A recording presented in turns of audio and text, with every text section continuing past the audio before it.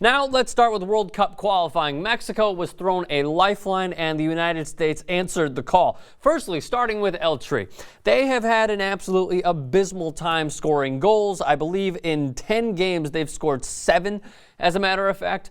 They have had trouble, to say the least. You would think with Javier Hernandez and Dos Santos that they would be able to score and accumulate more goals. Their CONCACAF standings were absolute shite, and they desperately needed help from their neighbors to the south, the north, if I know my geography, the Americans. Now, they lost to Costa Rica 2-1 yesterday.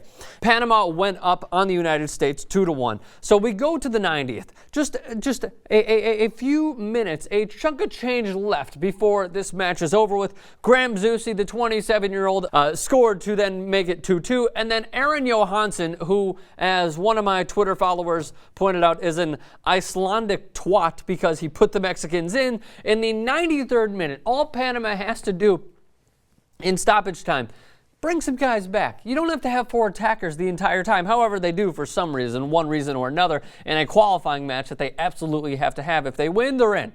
And, well, Aron Johannson, who, of course, played for Iceland in the U21s and then suddenly is now playing for the Americans. A phenomenal strike. He could have had, I believe it was Terrence Boyd running on his left outside the box. A nice little finish. So the Americans help out the Mexicans. And the Mexicans could now possibly go into the World Cup because they will play New Zealand, not in rugby, but in soccer. And I believe that the Mexicans are going to win that. Now, again, the Americans win this game 3-2 against Panama. So Panama is out. Mexico is in. They finish 4th in CONCACAF. The Americans finish 1st, Costa Rica 2nd, Honduras 3rd, and Mexico 4th. Now, this is eerily similar, you could say, to Jonathan Bornstein, who, of course, in 2009 put Honduras in, as a matter of fact, against Costa Rica. Costa Rica absolutely hates Jonathan Bornstein. The Americans and Honduras absolutely loves him. However, Honduras would lose in the home-and-home playoff. Now, here's the interesting thing. Not only is Johannson, he played for Iceland in the U21s, as I said, he also plays for AZ Alkmaar, who, of course, Josie Altidore played for, and he's from Mobile, Alabama, a soccer player from Alabama. Very interesting. So now, a lot of you guys chimed in on Twitter last night. I'm going to read a few of those. Joey Cello says, what a wild finish.